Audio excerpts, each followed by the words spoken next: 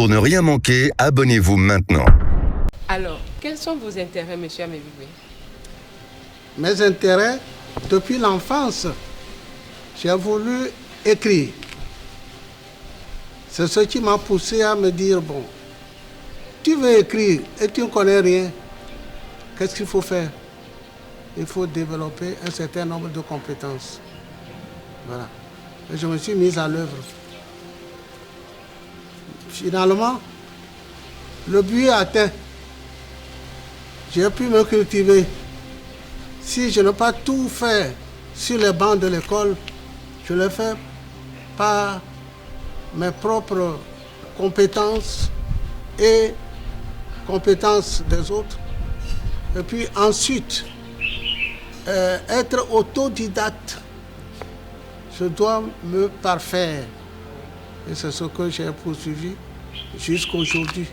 J'ai écrit pour l'enseignement. J'ai écrit la grammaire active en première et deuxième année de cours élémentaire.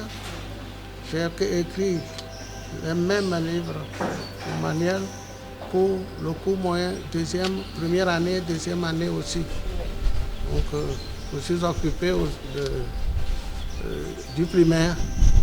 Le secondaire aussi, j'ai essayé d'écrire certains documents pour eux aussi.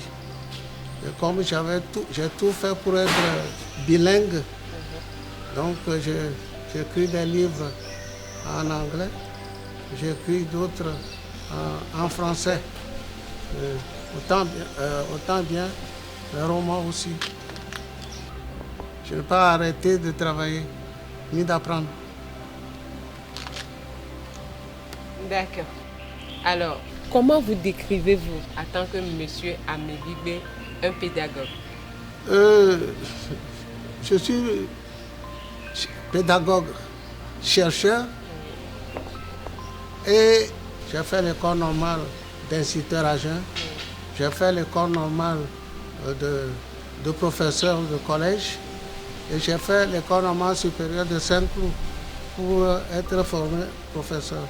Donc pour moi, la pédagogie est vraiment très importante pour l'éducation. Je ne suis jamais fatigué d'apprendre. Donc pour moi, jusqu'au tombeau, je continuerai à développer mes compétences. Waouh! Merci beaucoup, monsieur. Êtes-vous une fois arrivé de douter de vous?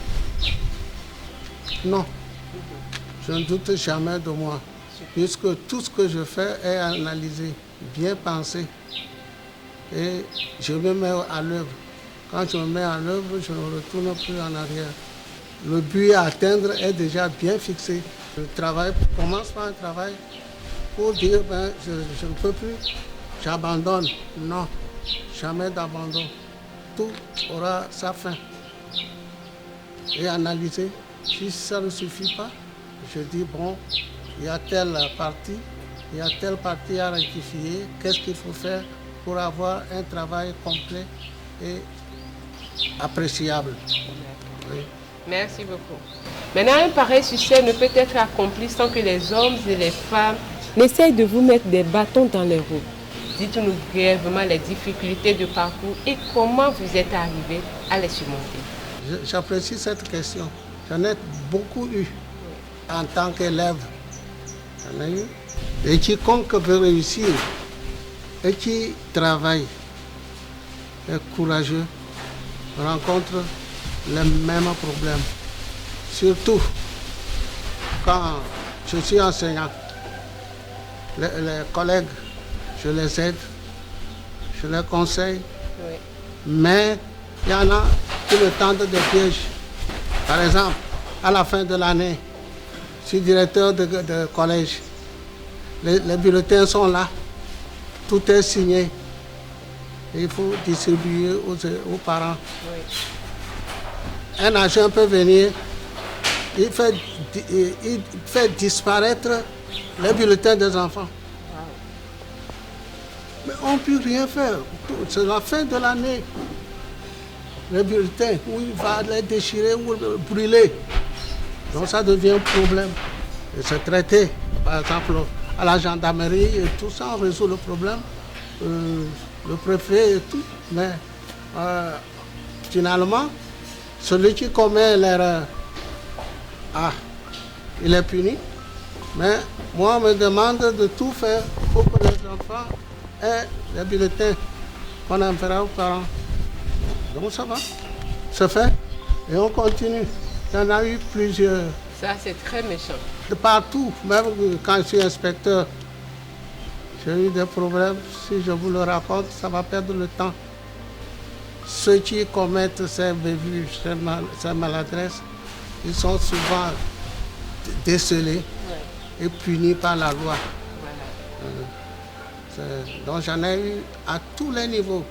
Niveau primaire, niveau secondaire et niveau inspecteur. Les cas sont là. Merci beaucoup, M. Amévigbe. Oui. Rendons gloire à Dieu parce que la justice divine a été faite.